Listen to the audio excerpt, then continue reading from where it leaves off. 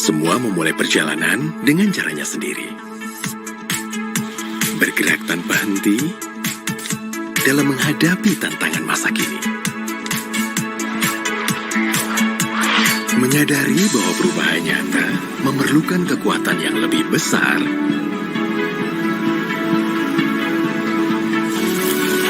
Indosat Ooredoo dan Tri Indonesia melangkah bersama dengan bersatu untuk menjadi kekuatan baru.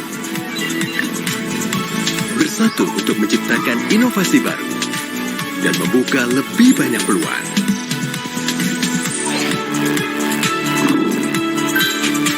Serta menjadi perusahaan telekomunikasi digital pilihan yang menghubungkan Indonesia dengan jaringan yang semakin luas.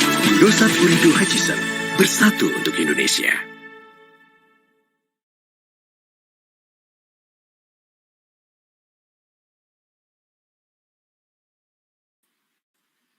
Oke.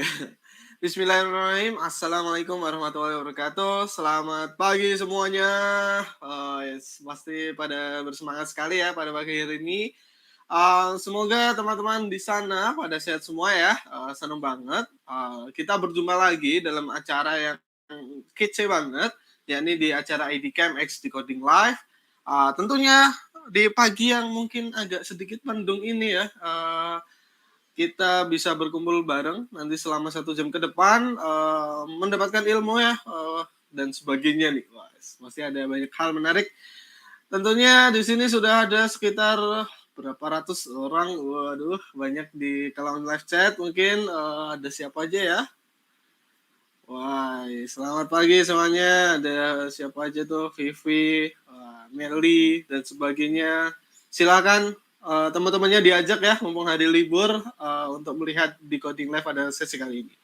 Nah, sebelumnya perkenalan terlebih dahulu ya, saya Gilang Ramadan yang akan menjadi moderator pada sesi ID Camp X Decoding Live kali ini dengan tema yakni langkah memulai karir sebagai mobile engineer. Waduh, temanya menarik banget nih buat teman-teman yang pengen menjadi seorang mobile engineer. Ini adalah langkah awal teman-teman nih buat cari tahu apa aja sih sebenarnya yang perlu dipersiapkan, dan kalau ada teman-teman yang mau migrasi, pindah kerjaan ya atau pindah jalur, bisa banget juga.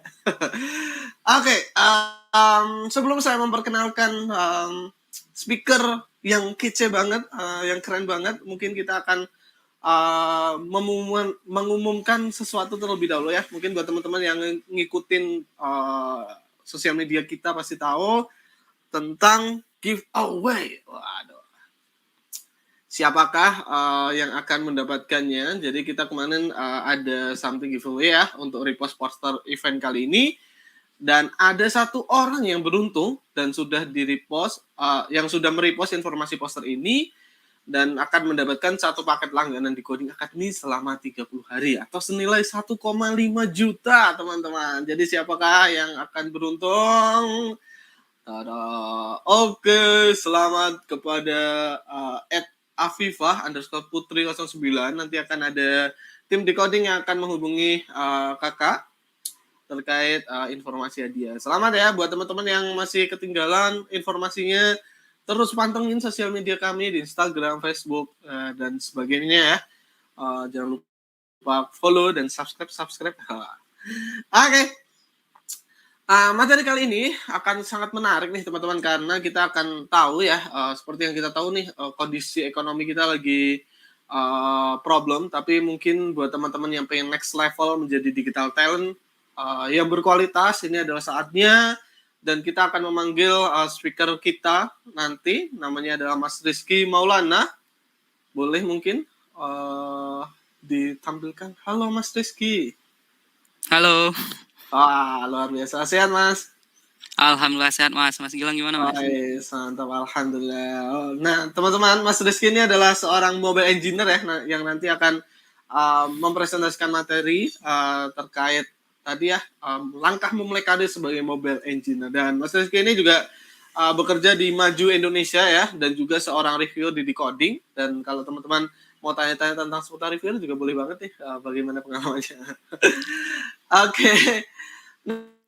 Nah, sebelum kita masuk ke materi nih, mungkin aku sedikit menjelaskan nih teman-teman. Jadi yang perlu teman-teman tahu ya, jadi rangkaian acara ini adalah rangkaian dalam program IDCamp ya, dan sebenarnya IDCamp ini adalah program beasiswa belajar coding secara online dari Indosat Uridu Hutchinson yang telah dilaksanakan sejak 2019 nih teman-teman. Jadi kalau dulu mungkin ada roadshow ya yang keliling Indonesia ke kampus, ke komunitas. Nah, karena mungkin situasinya masih kurang bagus, jadi kita melakukan secara daring gitu. Dan IDCamp sendiri telah memberikan setidaknya 100.000 developer di Indonesia ya beasiswa, dan ini keren banget. Dan tahun ketiganya atau di tahun ini ya, IDCamp telah mendistribusikan beasiswa untuk lebih dari 60.000 developer di Indonesia.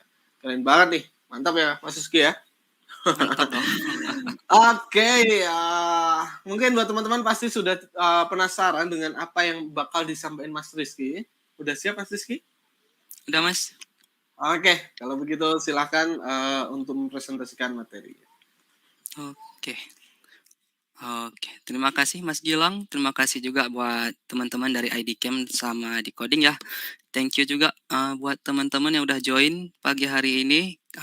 Seperti yang udah diperkenalkan oleh Mas Gilang tadi, nama saya Rizky Maulana. Untuk sekarang saya bekerja sebagai seorang mobile engineer di Maju. Di pagi ini mau sharing-sharing dikit nih terkait materi kita hari ini yang bertema langkah memulai karir sebagai mobile engineer nih.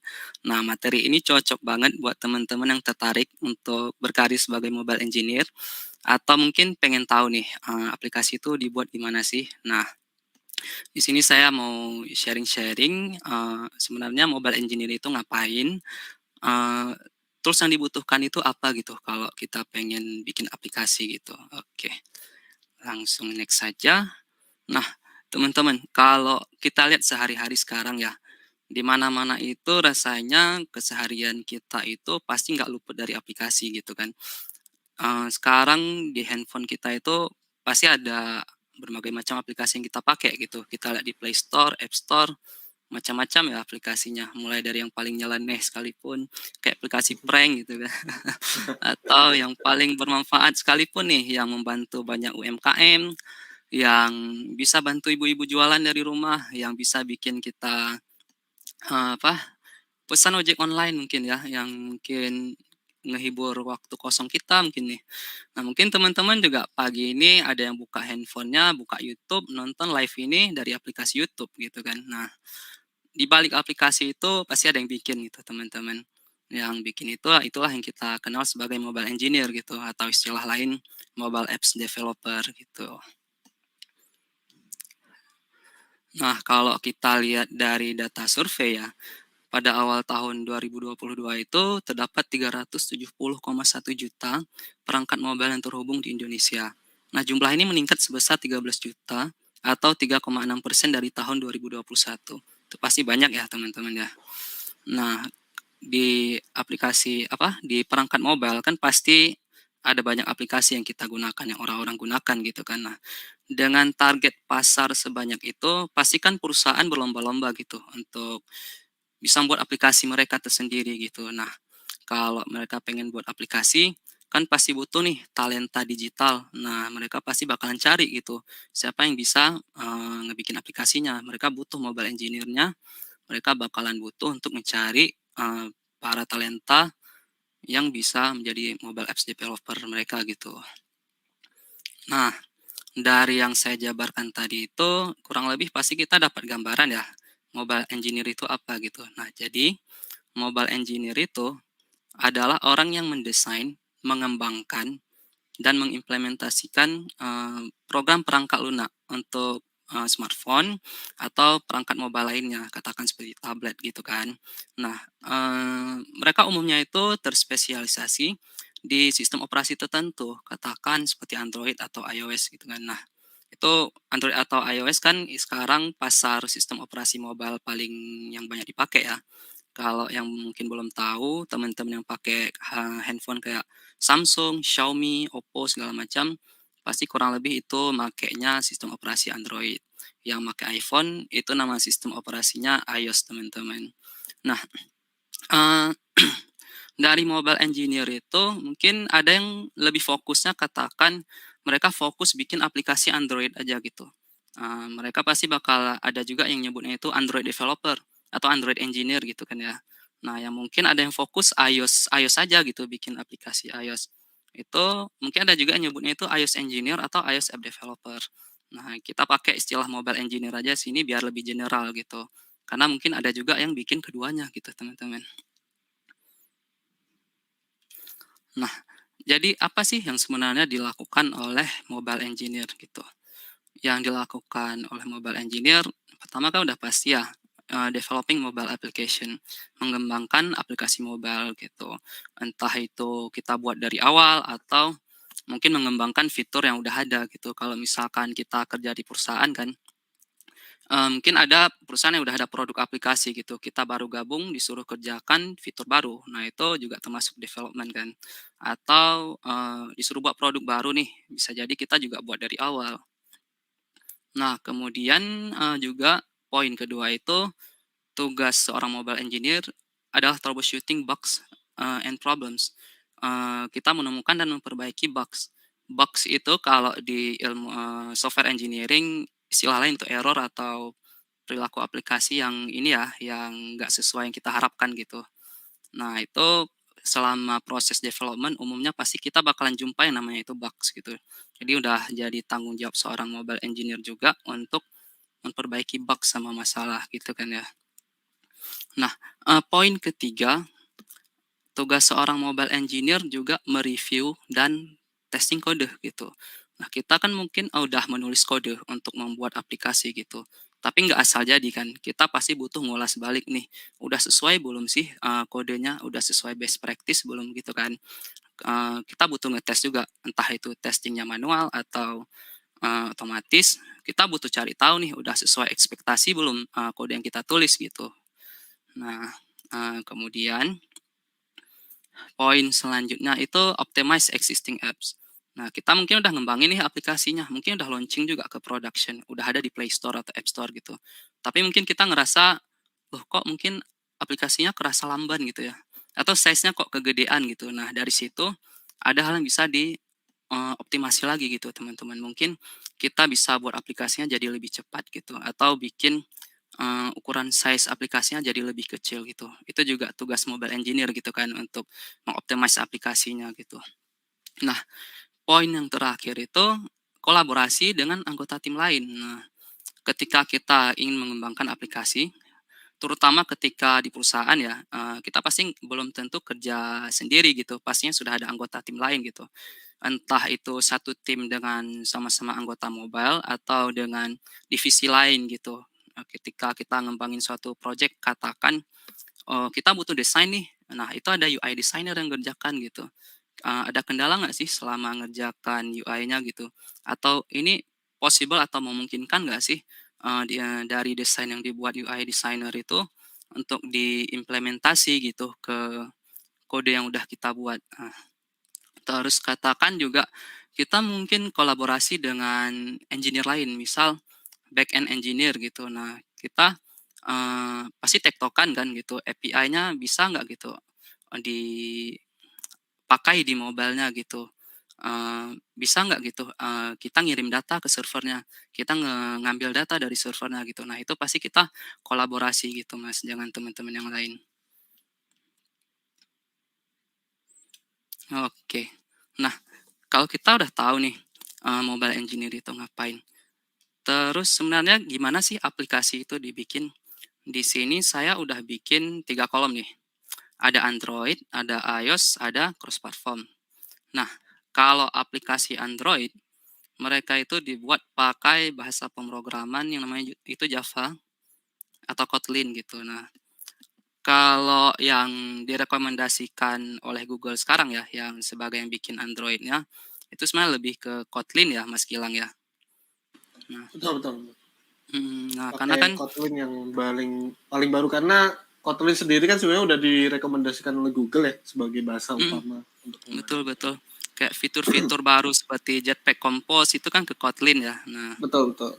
mmm, Mungkin teman-teman yang udah familiar di Java itu juga bisa loncat untuk coba buat aplikasi Android. Tapi nggak ada salahnya juga untuk coba pelajari Kotlin lagi dengan fitur-fitur yang terbaru. Atau untuk teman-teman nih yang belum pernah belajar sama sekali, pengen tertarik nih bikin aplikasi Android. Nah, itu bisa coba dari Kotlin juga bisa. Nah, kemudian ada di platform iOS nih. Kalau iOS, kita bisa buat aplikasinya itu menggunakan bahasa pemrograman yang namanya Objective-C atau Swift. Tapi sama ceritanya nih seperti Android tadi. Ya, Kalau betul. sekarang bahasa yang lebih disupport itu Swift ya. Kalau Objective-C Ya, mungkin lebih udah ke enggak. kode-kode lama gitu atau legacy code gitu. Nah, kalau teman-teman yang baru belajar nih, lebih bagusnya mungkin start dari Swift gitu. Itu kalau mau buat aplikasinya tuh secara natif kan. Kalau di Android tadi pakai Java atau Kotlin, kalau iOS bisa Objective-C atau Swift gitu. Nah, terus ada kolom satu lagi nih, cross platform. Nah, cross platform ini maksudnya itu dari satu tools yang kita pakai ini, kita bisa nge-build atau ngebuat aplikasinya itu dari satu kode bisa ke banyak platform gitu.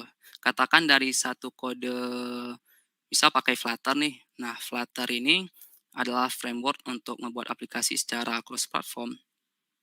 Itu kita bisa nge-build atau ngebuat aplikasinya itu dari satu kode. Flutter menggunakan bahasa Dart ya, bahasa pemrograman Dart. Dari satu kode itu kita bisa nge-build jadi Android sama iOS sekaligus gitu teman-teman. Nah itu sebenarnya bisa untuk platform lain juga ya. Katakan kalau sekarang juga udah support web juga kan Betul. ya Mas Gilang ya. Ya, bahkan Udah support. desktop juga bisa udah. Ya udah bisa ke desktop. Nah cuman kalau kita bicara konteks mobile engineering itu juga bisa untuk Android sama iOS. Bahkan yang lebih stabilnya memang sekarang di Android sama iOS. Nah, ada alternatif lain juga nih, ada React Native. Kalau React Native itu mungkin teman-teman yang dari profesi web web developer atau web engineer mungkin lebih familiar ya sama framework React gitu kan. Nah, itu kalau yang udah pernah belajar React di web itu juga bisa belajar React Native gitu. React Native itu juga framework cross platform ya, di mana kita bisa ngebikin aplikasi Android sama iOS gitu.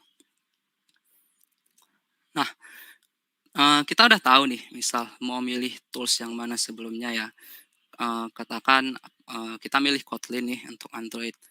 Kita mau tahu di mana dong kita nulis kodenya gitu. Nah, itu ada software namanya itu IDE atau code editornya ya. Kalau kita mau buat aplikasi Android, itu kita pakai yang namanya Android Studio.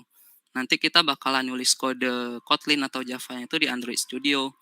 Nah, kita buat UI-nya situ, fitur-fiturnya, nanti kita coba build-nya bisa dari situ, teman-teman. Nah, atau misal teman-teman buat iOS nih. Kalau buat iOS itu pakai Xcode. Kalau Xcode itu IDE-nya untuk buat aplikasi iOS ya. Nah, terus ada satu lagi code editor namanya Visual Studio Code ya. Ini bisa juga jadi alternatif untuk teman-teman yang tadinya itu milih alternatif framework seperti Flutter atau React Native ya. Nah, Visual Studio Code juga punya extension untuk bisa ngedukung kita untuk membuat aplikasi Android atau iOS pakai framework yang udah kita dari kode yang nantinya kita tulis bisa pakai di Visual Studio Code gitu. Nah, kita udah tahu nih, tadi software yang kita pakai apa-apa aja kan, bahasa pemrogramannya apa. Terus pasti kita butuh tahu juga nih hardware yang kita butuhkan itu apa sih gitu. Nah, untuk hardware-nya teman-teman pastinya butuh komputer atau laptop ya. Untuk komputer atau laptopnya itu spesifikasi minimal nih yang disarankan untuk prosesornya itu disarankan teman-teman pakai Intel Core i5 gitu. Nah, lebih dari itu boleh, lebih bagus, i7 atau i9 gitu kan. Untuk RAM minimal disarankan itu 8 giga, kalau 16 di atasnya justru lebih bagus lagi. Untuk penyimpanan minimal itu disarankan 256 giga gitu. Boleh HDD atau SSD gitu kan. Tapi SSD lebih bagus karena lebih cepat, ukuran lebih besar juga jauh lebih bagus lagi ya. Nah, selain komputer atau laptop, kita juga butuh testing device nih, perangkat untuk ngetes aplikasi yang kita buat gitu. Nah, kita udah buat aplikasi butuh ngetes dong gitu kan. Nah, untuk ngetes device-nya itu kita butuh smartphone pastinya atau tablet kalau misal teman-teman juga mau bikin aplikasi yang support ke tablet gitu. Mmm, Kalau misalkan nih, teman-teman nggak punya perangkat fisik aslinya, tapi kok spesifikasi komputernya lebih tinggi gitu, dan sanggup ngejalanin emulator, nah bisa pakai emulator. Kalau istilah di iOS itu juga, namanya simulator ya, sebenarnya sama, kalau di Android sebutannya emulator, kalau di iOS sebutannya simulator gitu. Kurang lebih itu, perangkat yang tampil di layar kita nanti ya, tanpa menggunakan perangkat fisiknya langsung gitu, teman-teman. Nah, kurang lebih nanti tampilan selama proses pengembangannya itu seperti ini. Ini, kita pakai Visual Studio Code ya, dengan kodenya itu bahasa Dart. Ini contohnya kalau misalkan pakai Flutter nih, di sebelah kirinya itu Visual Studio Code-nya, sebelah kanan itu simulator iOS-nya gitu. Itu kalau misalkan teman-teman nggak pakai simulator, bisa sambung pakai kabel USB ke perangkat iPhone atau Android-nya gitu. Nah, selama proses pengembangan kurang lebih bakalan itu berurusan dengan kodenya, tampilan UI yang seperti apa, fiturnya gimana, kita manage filenya juga pastinya kan. Nah, kalau nanti pakai Android Studio, kurang lebih bakalan sama, tampilannya juga ada bagian untuk ngisi kodenya, untuk kelola filenya, kalau pakai emulator, tampil emulatornya gitu ya. Xcode juga sama harusnya. Nah, kalau dari penjabaran tadi nih, kurang lebih, secara gambaran garis besar ya, apa yang harus dipelajari itu, seperti yang saya tampilkan di slide. Yang pertama itu, pastinya teman-teman butuh belajar nih, basic programming ya, programming dasar. Teman-teman bisa pilih dulu, tadi mau nentuin mau buat aplikasi yang mana dulu nih, apakah mau coba Android, iOS, atau mau coba cross platform. Nah, pilih satu bahasa aja dulu. Misal kita pilih Kotlin nih katakan ya. Nah, pasti basic programming, kita pelajari variabel gitu kan, pelajari pengkondisian, perulangan, class, segala macam gitu ya. Pelajari itu dulu sampai lancar, terus baru nih kita coba buat aplikasinya. Kita kenalan dulu dengan lingkungan pengembangannya, development environments. Kalau tadi kita pakai Android, kita kenalan dulu dengan Android Studio, fiturnya gimana sih, untuk nge-running aplikasinya gimana gitu, buat project-nya gimana gitu kan. Atau buat iOS kita pakai Xcode gitu, atau Visual Studio Code, Flutter CLI, kita pelajari dulu tools-toolsnya gitu teman-teman. Nah, setelah itu, kemudian pastinya kita butuh pelajari juga kan basic-basic dari pengembangan apps itu apa-apa aja gitu. Yang pastinya ada user interface yang pertama. User interface itu kita ngebuat tampilan di aplikasi kita ya. Misal nanti kita pengen ngebuat aplikasi yang udah ada desainnya dari tim UI designer gitu. Nah, kita gimana terjemahin desain dari aplikasi seperti Figma itu ke kode yang kita gunakan gitu. Gimana tampil di aplikasi kita. Nah, setelah kita buat tampilannya, kita juga harus tahu page navigation. Gimana perpindahan dari tiap halaman gitu kan. Aplikasi kan pasti nggak hanya terdiri dari satu halaman ya. Pasti nanti kita butuh pindah dari halaman login ke halaman beranda, ke halaman profile. Nah, itu kita juga harus pelajari gitu. Keluar masuk layar, perpindahan tiap layar gitu. Terus ada data persistence. Nah, itu gimana ya, cara gimana kita menyimpan data di aplikasi kita gitu. Katakan nih misal kita udah bikin, aplikasi kita itu ganti pengaturan ke mode gelap. Nah, ketika kita close aplikasinya, terus buka lagi, apakah aplikasinya masih tetap di pengaturan mode gelap atau enggak gitu. Nah, kita butuh nyimpan data itu di, memori kita gitu kan. Atau misal kita udah, nambah suatu data itu ke halaman favorit gitu misalnya. Nah, bisa nggak kita nyimpan halaman favorit itu ke, memori lokal kita gitu. Misal biasanya kita pakai SQLite ya. Oke, sebentar.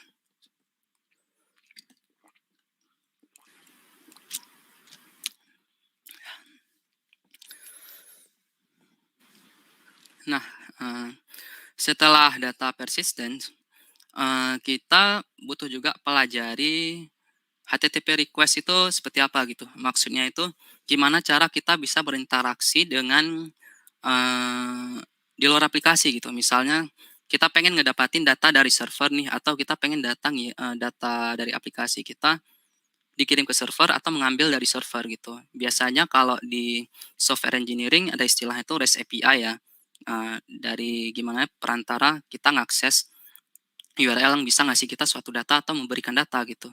Nah, itu kita juga butuh tahu HTTP request. Terus, kita juga butuh pelajari gimana caranya kita itu bisa ngakses third party library. Katakan nih, teman-teman pengen mengimplementasikan suatu fitur tuh, misalnya fitur untuk, eee, mengakses file Excel atau file PDF gitu. Nah, kalau mungkin kita implementasikan kode itu dari awal, itu mungkin bakalan panjang ya kodenya gitu, dan mungkin belum tentu kita paham caranya gitu. Nah, untungnya beberapa komunitas-komunitas itu kadang ada yang nge-share, kode mereka gitu. Jadi mereka bungkus itu jadi sebuah library atau package yang kita bisa pakai gitu. Jadi daripada kita implementasi semua dari awal, kita pakai library mereka sehingga kita bisa implementasikan ke, aplikasi kita gitu. Kalau di Kotlin katakan nih misal pengen HTTP request kan, ada library kayak Retrofit gitu kan ya, atau beberapa pilihan lain, bener kan ya Mas Gilang? Betul, betul, betul. Mhm, Ada banyak opsi untuk download image kayak gitu-gitu. Kemudian download ada image gitu kan. banyak lah. Ibaratnya kalau Mhm kita nulis itu bakal effort banget, dengan ada mhm, library kayak manggil satu baris aja udah beres. iya benar benar. Nah itu kan tadi kalau misal basic-nya ya, fundamental. Setelah kita pelajari fundamental, apalagi nih yang bisa kita explore? Sebenarnya banyak gitu, cuman dari beberapa poin yang saya notes itu katakan ada CI/CD gitu, continuous integration, continuous development. Itu gimana kita bisa tetap, ngejalanin proses build-nya itu tetap jalan, berubah sesering mungkin gini. Misal kita pengen nge-build aplikasi mungkin build-nya manual ya. Nah, tiap kita buat perubahan, bisa nggak sih semua proses build itu jalan secara otomatis gitu. Nah, itu ada integrasinya, namanya CI/CD biasanya, dan pilihannya itu banyak sih. Terus katakan ada unit testing ya, ketika kita nulis suatu kode, kita pengen mastiin nih kode yang kita tulis itu udah sesuai atau belum gitu. Nah, itu biasanya kita bisa melakukan tes dari, dalam skala kodenya itu ya, istilahnya itu unit testing.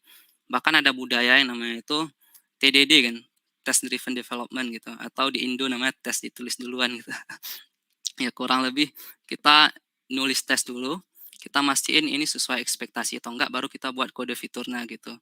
Nah, terus ada performance seperti yang saya jelaskan sebelumnya gitu, gimana sih cara kita aplikasi kita gitu, kalau misalkan dia lamban, ada nggak ya cara yang bisa bikin aplikasinya itu lebih optimal dan lebih cepat gitu, menghindari yang namanya itu UI jeng gitu atau patah-patah di dalam aplikasinya. Terus ada yang namanya seperti design pattern, atau, sama architectural patterns ya. Gimana cara kita ngestruktur kode kita itu serapi mungkin, katakan mungkin di Android, kalau architectural pattern ada seperti MVVM gitu kan, ada MVP ya. Nah itu, terus ada security juga, gimana kita mastiin aplikasi kita itu, aman secara kode atau secara fiturnya. Gimana, kita ngebuat fitur autentikasinya itu nggak bisa di-bypass, aman dari SQL injection atau, nggak nge-lock data-data yang sensitif gitu kan. Nah, kurang lebih seperti itu apa yang kita harus pelajari, mungkin bakalan banyak ya, tapi kalau dari teman-teman bingung nih, saya nemu satu situs yang cukup bagus sih untuk kita bisa ngelihat, apa, kayak learning path gitu ya. Misal kita, mau mulai nih, lihat pilih bahasa apa, pelajari apa aja, nanti lanjut ke mana. Nah, itu bisa teman-teman coba buka di roadmap.sh. Itu lumayan bagus untuk ngelihat alur-alur belajar itu mau arah mana gitu. Misal mau tahu Flutter itu belajar apa aja, teman-teman bisa coba cek di roadmap.sh. Eh, nah, kalau misal belum ada nih, bisa googling juga sih sebenarnya. Karena mungkin kalau belum ada di roadmap.sh, ada komunitas lain yang udah pernah buat gitu roadmap serupa yang mungkin belum masuk ke situsnya. Katakan kalau iOS nggak ada nih, coba searching aja iOS Learning Path gitu atau iOS Roadmap gitu kan.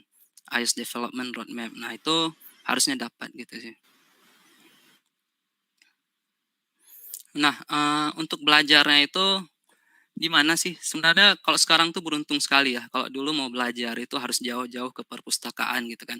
Kalau sekarang itu ilmu itu udah sedekat jari kita sama internet gitu. Mau belajar sekarang di YouTube bisa, ada banyak tutorial yang tersedia. Eh, Bootcamp juga banyak gitu kan. Eh, Kursus online juga banyak. Eh, Beasiswa-beasiswa coding sekarang juga udah banyak ya. Nah, salah satunya itu teman-teman bisa cek di decoding.com juga. Di situ ada learning path yang bisa teman-teman pilih. Diajarkan dari dasar, pemula, fundamental, sampai expert bahkan gitu. Nah, eh, misal teman-teman tertarik Android nih. Nah, itu juga ada. Android ada, iOS ada, Flutter ada gitu. Teman-teman bisa coba cek gitu, pelajari.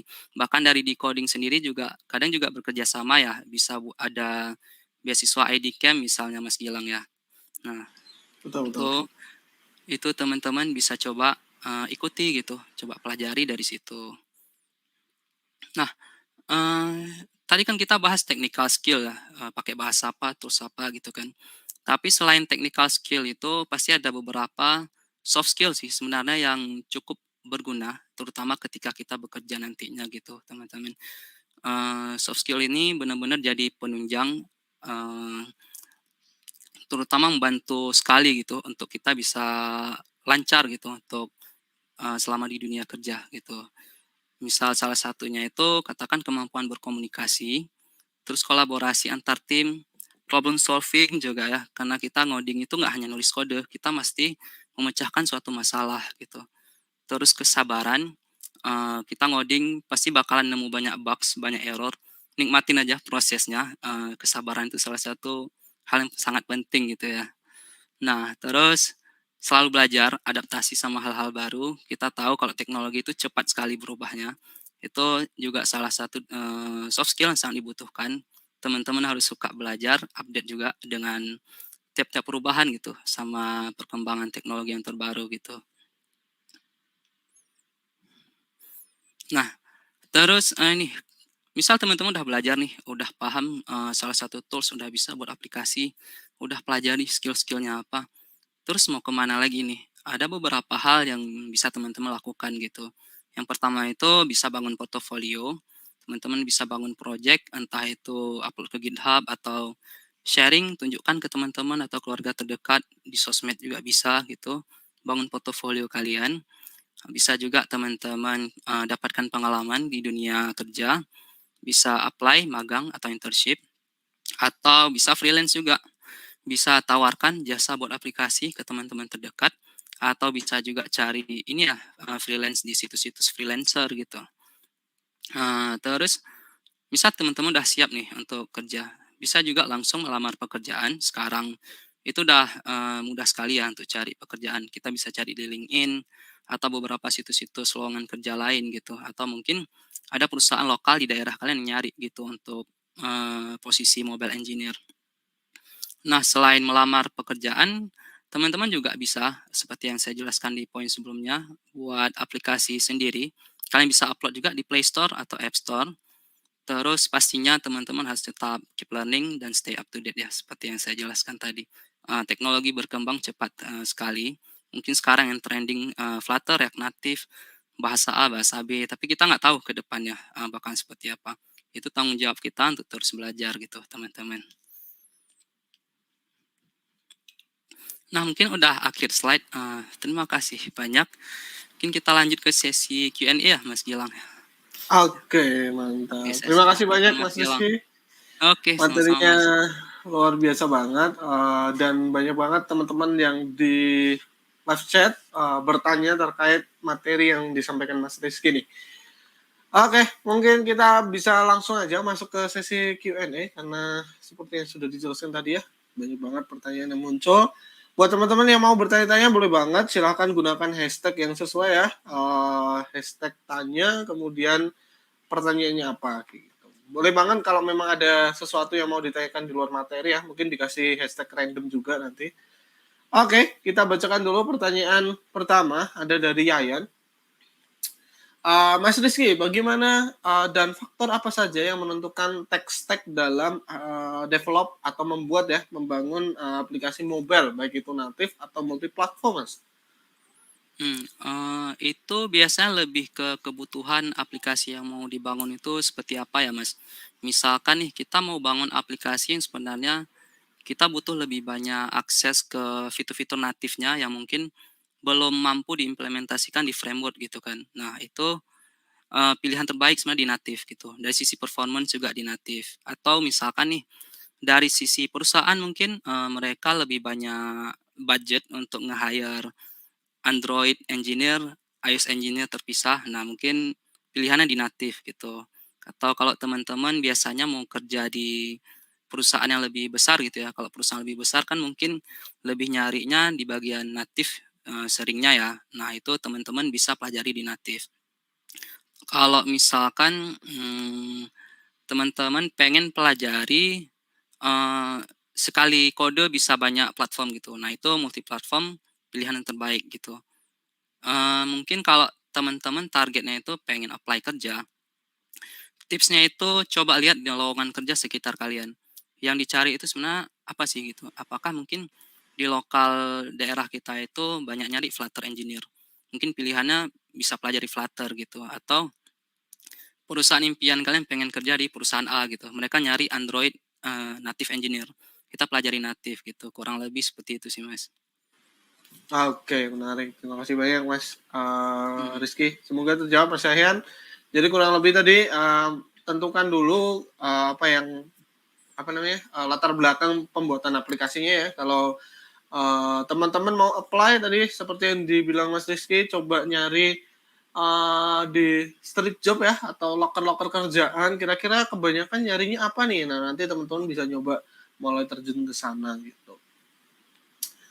Oke, lanjut ke pertanyaan selanjutnya. Ada dari Wahyu. Mas Rizky mau bertanya, untuk mendesain tampilan atau UI seperti apa yang tidak bisa diimplementasikan oleh developer, Mas? Mungkin ini lebih balik, faktor skill dari si engineer itu ya. Biasanya kadang kan kalau UI design itu ada yang tujuannya lebih untuk cantik-cantikan aja gitu kan, bentuknya kaca-kaca, animasi macam-macam gitu kan. Nah, itu kalau diimplementasikan sama engineer mungkin kelihatan susah, dia belum mampu, eee, itu bakalan kesusahan mungkin. Atau ada, engineer itu terbiasa masih bisanya bikin UI pakai, sistem desain bawaan. Katakan kalau di Android material design ya. Nah, mungkin UI desainnya itu nggak pakai material design, dia pakai sistem lain. Mungkin dia bakalan kesulitan gitu untuk coba matching itu dengan si UI design gitu, UI designernya. Kalau dia udah terbiasa untuk bikin UI yang custom, nah itu harusnya dia nggak ada kesulitan untuk ngikutin UI designer gitu. Kurang lebih seperti itu sih, Mas Gilang. Oke, thank you, Mas Rizky. Jadi kurang lebih paling enggak sih kalau mau mendesain mau bikin aplikasi ya, biasanya kalau di startup tuh ada tektokannya dulu ya, Mas Rizky ya. Jadi kayak Benar-benar tektokan dulu. mau bikin fitur A nih, nah nanti tim desain sama tim developer tuh kayak ngobrolin ini bisa diimplement nggak kira-kira gitu, possible nggak dalam Benar-benar. waktu dekat kayak gitu. Nah, kalau mungkin bikin sendiri ya mungkin dari pengalaman aja ya, kira-kira bisa nggak ya bikin UI kayak gini. Nah, kalau waktunya panjang sih mungkin dibisa-bisain sih ya, kayak nyoba-nyobain gitu ya Mas Iya, Rizky ya. iya iya Tapi kalau waktunya mepet ya jangan ambil resiko iya. kayak gitu. Ambil yang Seperti itu, simpel-simpel aja. iya betul. Seperti itu Mas Wahyu, semoga terjawab ya. Lanjut ke pertanyaan selanjutnya. Ada dari Anas, mengenai awal karir di mobile engineer, lebih baik memilih Android developer atau iOS developer. Dan biasanya estimasi waktu belajar berapa lama ya hingga bisa membuat aplikasi sederhana. Seperti itu Mas Rizky. Silakan. Kalau memilih antara Android developer atau iOS developer, mungkin lebih ke preferensi masing-masing ya, sama kalau misal targetnya itu pengen apply kerja, itu tergantung seberapa banyak lowongan yang ada di sekitar kita gitu. Katakan nih, Android developer mungkin banyak dicari di daerah kita gitu. Nah itu kalau teman-teman mau jadi Android developer sangat disarankan gitu.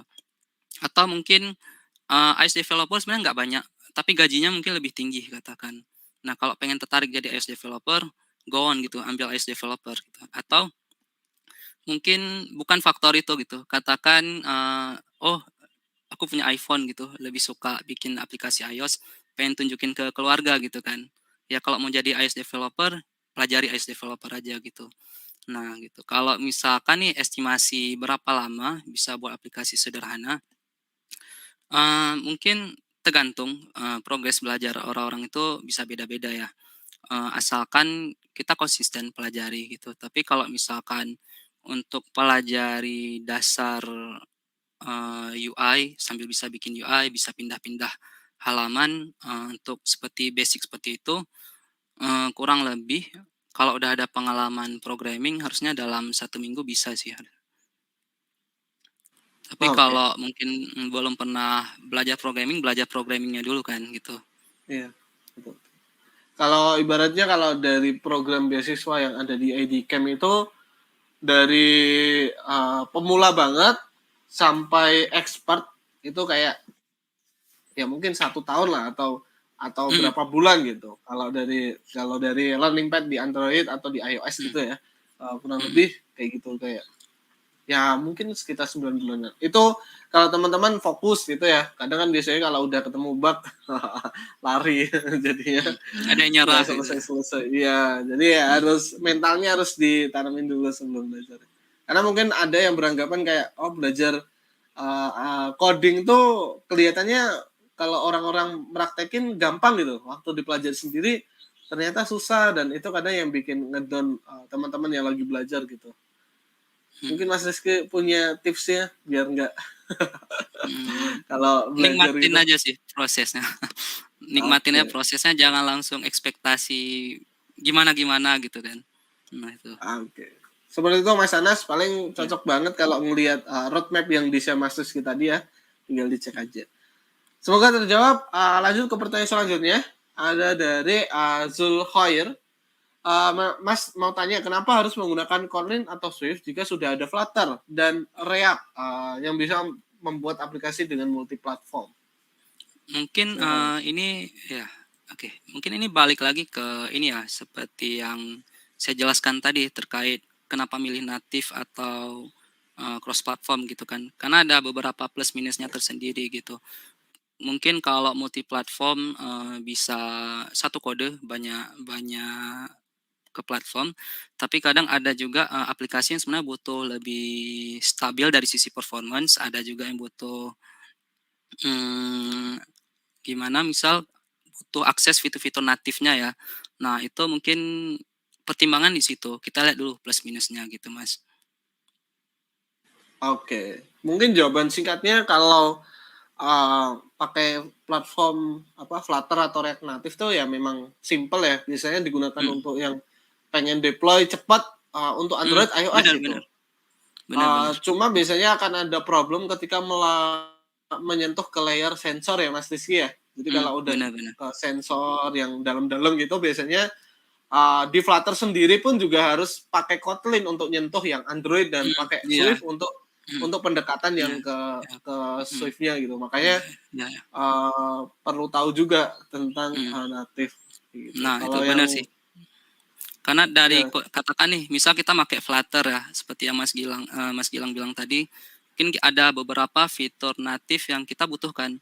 Ujung-ujungnya mungkin kita juga butuh nyentuh dari kode Dart itu, kita butuh ngakses betul. kode Kotlin juga gitu. Nah itu Mas. Iya. Betul betul. Seperti itu Mas Zulkhoir. Jadi ada positif negatifnya lah. Kalau Mhm kita pakai Kotlin atau Swift ya mungkin karena bawaannya adalah natif, jadi kita bisa leluasa ya untuk melakukan something di aplikasi gitu. Tapi kalau misalnya Flutter harus ada pendekatannya gitu.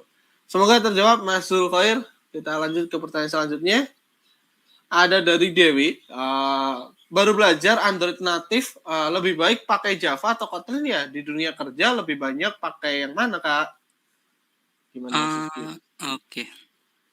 Kalau misalkan nih di kampusnya mungkin sebelumnya udah pernah belajar Java ya secara general gitu, atau mungkin teman-teman dari background, background profesi yang lain, misalkan Java kan juga banyak kepake di selain mobile apps ya, misalkan back end gitu kan. Nah, misal teman-teman udah ada pengalaman di sana, udah duluan familiar nih sama Java, itu kalau pakai Java ya mungkin bisa silahkan aja pakai Java untuk kembangin aplikasi mobile.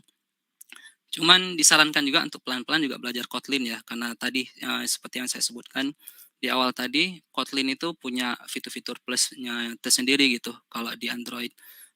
Kalau mungkin teman-teman baru pertama kali belajar, belum pernah nyentuh Java atau Kotlin, mungkin saya sarankan baiknya pilih Kotlin aja terus, pelajari Kotlin, langsung lanjut ke pelajari Android natif gitu, teman-teman. Seperti itu sih. Oh ya, kalau di dunia kerja lebih banyak kepake yang mana, itu tergantung perusahaannya ya. Ada mungkin perusahaan yang udah punya produk yang dulu dikembangkan pakai kode Java nih. Nah, mungkin kita harus ngelola code legasinya itu, kode-kode lama, itu mungkin dibutuhkan, yang bisa kode Java. Tapi ada juga perusahaan yang memang udah butuh engineer baru yang udah paham Kotlin, berarti kita pakai Kotlin gitu. Kurang lebih seperti itu Mas Gilang. Iya, menarik banget nih. Mungkin Kak Dewi bisa nyoba lihat yang di lokernya ya, kebutuhannya banyak yang mana gitu. Jadi nanti Mhm, mungkin bisa preferensi. Tapi harusnya kalau punya pengalaman Java ya pakai Java dulu sih nggak masalah ya, karena mhm, migrasi Java ke Kotlin tuh cukup mudah sih kalau udah paham logiknya gitu. mhm. Apalagi Seperti itu. Kode Kotlin bisa ngakses kode Java, benar Ya, nggak? betul banget. Jadi Mhm, bisa belajar Java dan Kotlin atau bikin aplikasi mhm, Kotlin dan Java dalam sebuah satu aplikasi. mhm. Semoga terjawab Kak Dewi. Lanjut ke pertanyaan selanjutnya. Ada dari Adit. Metode apa atau metode untuk menemukan bugs itu seperti apa ya Mas Rizky? Mungkin metodenya bisa beda-beda tergantung orangnya ya. Kalau saya pribadi mungkin saya coba cek dulu step to reproduce-nya itu seperti apa gitu. Langkah-langkah untuk bisa menghasilkan bug itu lagi seperti apa. Kalau misalkan nih di perusahaan, mereka laporkan nih, "Oh ada error, ada bug di bagian ini." Nah kita tanya dulu, itu langkah untuk dapatin bug-nya itu seperti apa gitu, step to reproduce-nya. Misalkan dia bilang nih, "Oh langkah pertama buka halaman login, terus login, dia nggak bisa login." Nah itu berarti bug-nya nggak bisa login kan. Terus kita analisa dari sisi kodenya, apa sih yang menyebabkan dia nggak bisa login gitu. Apakah mungkin sesimpel kayak ketinggalan titik koma atau mungkin, kayaknya nggak nggak mungkin lah tinggal titik koma ya. Mungkin ada beberapa code yang miss dari sisi logiknya gitu. Nah itu kita analisa dulu gitu. Itu sih kurang lebihnya Mas.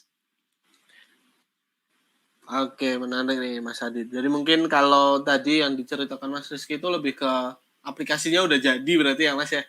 Mhm, Udah jadi terus ada problem di bug-nya, logiknya yang perlu dicek. Tapi kalau Mas Adit nemuin bug yang ketika runtime, maksudnya adalah for close gitu-gitu ya, yang mhm. kodenya biasanya akan dari IDE itu akan ngarahin kode yang berkaitan gitu, Nah itu dia kemudian juga benar. bisa dianalisa errornya itu kenapa gitu, dan biasanya sih cara mudahnya adalah mentranslate aja tuh, error yang terjadi, kemudian, tinggal dicari di Google gitu. Dan itu biasanya akan ada di forum-forum kayak Stack Overflow kayak gitu, Mhm, terkait jawabannya. Kalaupun nggak ada mungkin bisa coba-coba, join ke komunitas gitu ya Mas Rizky ya, mhm, untuk benar benar. sharing sharing, bug-nya di sana gitu, Mhm, "Udah ada yang pernah ngalamin ini nggak?" Gitu. Biasanya, mhm, bakal akan ada yang jawab gitu, mhm. asalkan kita bertanyanya bener aja gitu. Nggak Iya nggak benar. moto pakai HP kan kodenya jadi nggak jelas. Screenshot-nya yang benar Iya, gitu ya. betul betul, Udah seperti coba itu. riset duluan gitu. Iya, seperti itu Mas Adit, paling nggak sih di-riset aja dulu ya sebelum bertanya paling nggak. Seperti itu, semoga terjawab. Lanjut ke pertanyaan selanjutnya, ada dari Aprianto. Halo Mas Gilang dan Rizky, maaf mau tanya lagi, untuk materi testing atau unit testing dan lain-lain, itu apakah sering dipakai ya dalam job mob engineering atau malah jarang? Thank you. Seperti apa Mas Rizky? Silahkan. Oke, kalau apakah unit testing itu dipakai atau enggak gitu ya kalau di dalam Betul. pekerjaan ya. Nah itu tergantung perusahaan sih Mas, ada mungkin, eee, katakan kita kerja di agensi yang lebih fokusnya di project base gitu ya, kita butuh ngejar timeline gitu, ngejar deadline. Kalau itu biasanya lebih jarang di testing sih, lebih fokusnya kita ngejar aplikasinya itu jadi. Tapi kalau misalkan ada perusahaan yang udah punya produk yang lumayan gede, biasanya mereka juga menerapkan best practice gitu, salah satunya itu unit testing, Mas. Jadi kita butuh mastiin code yang kita tulis itu beneran udah sesuai ekspektasi dan aman gitu. Nah, malah sebagian perusahaan itu ada yang juga nerapkan unit testing-nya itu disambung lagi dengan, continuous integration gitu, Mas. Jadi tiap kita udah buat perubahan di code kita nih, kita udah buat unit testing-nya, kita push ke, repo di remote-nya gitu. Nah, itu nanti di belakangnya itu ada sistem yang bakalan tetap ngecek gitu, ngejalanin lagi unit testing-nya, aman atau enggak aplikasinya gitu. Itu sih, Mas, kurang lebihnya. Oke, seperti itu Mas Saprianto. Paling nggak sih paham tentang unit testing aja lah ya Mas ya, Mhm, untuk iya, aman-amannya aja ketika aman lewat teman-teman apply. interview. Ya, Mhm karena biasanya memang, kalau di perusahaan yang basic-nya dia nerapin unit test bakal ditanyain sih, mhm, kayak gitu. benar benar. Seperti itu Mas Saprianto, lanjut ada pertanyaan dari, Ridho. Pentingkah sertifikasi dan pelatihan bagi seorang mobile engineer, Mas Rizky? Mmm, Kalau menurut saya ya, itu jawabannya sangat penting, tapi nggak wajib. Nah, itu. Jadi kalau misalkan teman-teman punya sertifikasi, itu bakalan sangat jadi nilai plus buat teman-teman. Nah, cuman kan sertifikasi kadang ada yang berbayar ya. Jadi, nggak apa-apa kalau nggak punya sertifikasi, karena kadang yang dicari perusahaan itu bukan hanya sertifikasi gitu. Nah, eee, portofolio kita juga perlu gitu. Misal kita belum belum punya nih, katakan Google Associate Android Developer gitu. Kita setidaknya pernah buat aplikasi kita sendiri, pernah upload ke Play Store atau GitHub, itu yang bisa kita showcase ketika interview, itu juga kalau misalkan menurut rekruternya itu bagus, itu juga udah bisa, apa, bikin kita, cocok untuk jadi mobile engineer gitu. Udah masuk, mereka gitu, sesuai apa, kebutuhan mereka ya. Nah, kalau pelatihan nih, pelatihan kan biasanya belajar ya, belum tentu sertifikasi kompetensi. Pelatihan itu juga penting banget untuk kita, biar kita tetap up to date dengan tools yang kita pelajari, bahasa pemrograman yang kita ikuti. Jadi, itu sangat disarankan sih buat teman-teman. Oke, menarik banget nih, Mas Rizky. Jadi memang kalau sebagai engineer kita belajar itu tetap wajib ya teman-teman ya. Jadi Mhm, perlu tahu teknologi yang up to date itu apa. Kayak contohnya mungkin sebenarnya di dokumentasi-dokumentasi terkait platform kita kayak di Android gitu dia nyediain kayak apa namanya lab-lab gitu ya Mas Rizky ya. Jadi mhm, ada bener berbagai bener. lab yang bisa dicobain kayak gitu. Di iOS pun juga sama tentang Mhm, teknologi-teknologi terbaru mereka gitu kayak kalau di iOS ada Swift UI kayak gitu ada labnya mhm, juga, di Android juga ada kayak gitu. Jadi harusnya sih penting ya kalau untuk pelatihan. Kalau sertifikasi mungkin opsional karena mungkin bisa jadi dari sisi kita memang agak susah untuk bayar tadi ya. Tapi kalau ternyata perusahaan kalian mendukung itu ya manfaatin gitu. Kayak contohnya kalau di decoding tuh benar-benar di-push terus untuk belajar nih Mas Rizky ini. Jadi kayak sertifikasi itu emang ibaratnya harus harus punya lah gitu. Paling mhm, nggak kayak 1 tahun tuh ngambil apa gitu. Dan mhm, itu teman-teman bisa manfaatkan juga nanti kalau interview didukung nggak ketika belajar gitu. Apakah ternyata perusahaannya nggak mendukung atau mendukung nggak mendukung ya berarti menarik untuk coba di-apply gitu. Seperti itu Mas Ridho, semoga terjawab. Lanjut, ada pertanyaan dari siapa? Silakan. Atau las. Oh ini ya. Oke. Dari Kak Aditya, Kak mau tanya atau minta saran, kalau platform yang kita kuasai atau pelajari berbeda sama platform yang dipakai di tempat kerja, kira-kira bagaimana ya caranya untuk menyesuaikan diri gitu? oke. Biasanya kalau kita kerja kan ada masa probation ya, atau kadang senior kita itu nge-training kita dulu sih, Mas. Jadi kalau misalkan nih, kita awal masuk, pahamnya Kotlin gitu atau Java kan. Ternyata setelah masuk mereka juga butuh engineer iOS gitu, tapi mereka nggak mau hire yang baru, mereka suruh kamu untuk ngerjakan gitu. Nah itu bisa aja mereka nyuruh kita untuk pelajari dulu gitu. Beberapa perusahaan kadang ngasih kita kesempatan untuk tetap pelajari teknologinya gitu, Mas. Bahkan ada Betul. perusahaan juga yang kadang tetap nge-support karyawannya untuk bisa tetap up to date ya, bisa dikasih insentif untuk ikut kursus dan segala macamnya gitu, Mas. Ya, benar benar benar Mhm, banget Mas Aditya. Biasanya, kayak contohnya dulu sempat aku, waktu kerja di startup, dia migrasi nih dari Java ke Kotlin. Nah, kita kayak mhm, suruh belajar dulu kayak 2 minggu gitu untuk mempelajari bahasanya. mhm, Ya udah, habis itu mulai bikin fitur di sana. Dan sebenarnya kalau ibaratnya cuma kayak pindah bahasa gitu ya, selama kita paham logiknya itu sebenarnya sama-sama aja ya Mas Rizky ya. Jadi kayak mhm, bener banget bener logik-logik, banget. algoritma itu sebenarnya ya sama aja, cuma mungkin Mhm, penerapan pembuatan variabel di bahasa ini pakai val, di sana pakai var, di sana pakai let beda kayak gitu. Dan sintaksnya. ya benar, cuma Mhm, beda penulisan aja mhm, gitu. iya bener Kurang lebih banget. kayak gitu, Mas Aditya. Dan kalau untuk perbedaan platform paling ya kayak, pendekatan-pendekatannya kayak contohnya di Android itu Mhm, karena banyak vendor gitu, jadi kita untuk menyesuaikan layout-nya agak sedikit tricky gitu ya, Mas Rizky, ya. mhm, bener Kalau di bener. iOS karena, platformnya cuma dari Apple, ya udah, lebih mudah untuk mendesainnya dan segala macam, Mhm, gitu. Jadi, ada banyak positif negatifnya memang sih, dari masing-masing platform dan itu kita perlu aware tentang itu. Seperti itu Mas Aditya, dan, last question dari siapa? Dari Sandy. Oke. Mobile device itu kan banyak macamnya ya, misal Android ada versi berapa, iOS ada versi berapa, dan juga tipe-tipe device-nya sendiri. Apakah tiap-tiap device harus ada penyesuaian codingnya masing-masing nih? Nah, tadi udah sempat disinggung. Bagaimana Mas Rizky? Kalau versi berapa ke versi berapa, biasanya ketika kita ngembangin itu, kan dari SDK-nya itu kadang ada ngasih API levelnya kan ya. Nah, Betul. misal kita pengen pengembangannya itu tetap support sampai versi keberapa gitu. Nah, dari awal kita buat project, itu kita udah nentuin terus nih, API level ini support versi keberapa aja gitu. Nah, dari situ kita bisa nentukan API levelnya. Dari itu akan ngaruh nanti ketika kita nulis code-nya dan ketika hasil build-nya itu bisa jalan di versi Android atau iOS berapa aja gitu. Nah, kalau dari tipe-tipe device kan banyak beda-beda ukuran ya. Katakan paling beda jauh itu dari smartphone ke tablet kan.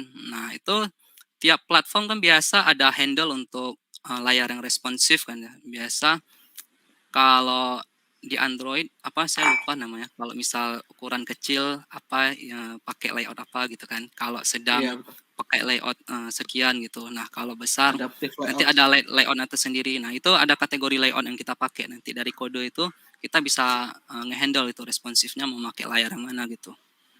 iOS kurang Oke. lebih sama seperti itu sih, Mas. Oke. Thank you Mas Hendy. Semoga terjawab. Thank you Mas Rizky. Semoga terjawab. Dan itu adalah pertanyaan terakhir dalam sesi Q&A. Mohon maaf banget buat teman-teman yang mungkin masih belum terjawab pertanyaannya.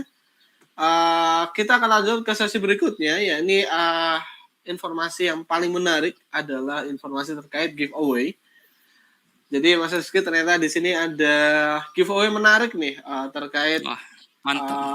dapat 3 langganan di Coding Academy dan juga dapat 10 e-voucher GoPay senilai 100.000. Gimana caranya? Caranya gampang banget, teman-teman tinggal buka tab baru atau buka kamera ya. Silakan scan QR code berikut. Kemudian nanti akan ada pertanyaan-pertanyaan seputar materi yang disampaikan Mas Rizky. Jadi nanti silakan teman-teman bisa menjawab. Nggak perlu buru-buru karena formnya akan ditutup sampai hari Minggu besok pukul 23.59. Jadi nggak perlu buru-buru. Jadi maksimalkan jawabannya. Biasanya sih yang paling komplit gitu penjelasannya bakal dapat gitu ya. Tapi nanti tergantung juga. Seperti itu caranya teman-teman. Silahkan di scan atau disimpan dulu ya, di screenshot kayak gitu. Nah, buat teman-teman biar nggak ketinggalan ya informasi-informasi menarik terkait ID Camp, decoding, terkait beasiswa mungkin atau update-update menarik. Jangan lupa untuk selalu follow Instagram atau sosial media kami ya. Ada Instagram, Facebook, TikTok, ada YouTube juga, dan sebagainya. Nah, ini kita berada di ujung event ini, Mas Rizky, dan terima kasih banyak buat teman-teman yang sudah meluangkan waktunya. Seperti yang dijelaskan Mas Rizky tadi ya, aku mungkin membacakan sedikit summary terkait apa yang disampaikan Mas Rizky. Jadi, seperti yang kita tahu bahwa sebenarnya untuk menjadi seorang iOS atau mobile engineer gitu ya, itu sebenarnya caranya cukup mudah asal teman-teman tahu caranya gitu. Caranya adalah dengan mengikuti apa yang sudah disampaikan Mas Rizky, ada banyak tips dan trik yang sudah disampaikan, kemudian ada roadmap-nya yang benar-benar menjelaskan bagaimana kita belajar nanti, step-stepnya apa saja, dan sebagainya. Dan salah satu course yang mendukung teman-teman dalam menjadi seorang mobile engineer adalah Didi Coding, ada banyak learning path, dan IDCamp juga salah satu pemberi beasiswa ya buat teman-teman yang mungkin pengen belajar secara gratis.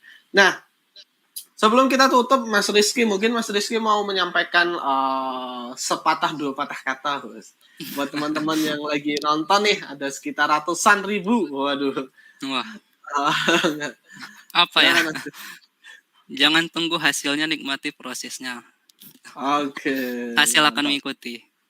Oke, jadi jangan menyerah teman-teman, tetap bersemangat untuk mencapai karir menjadi seorang mobile engineer.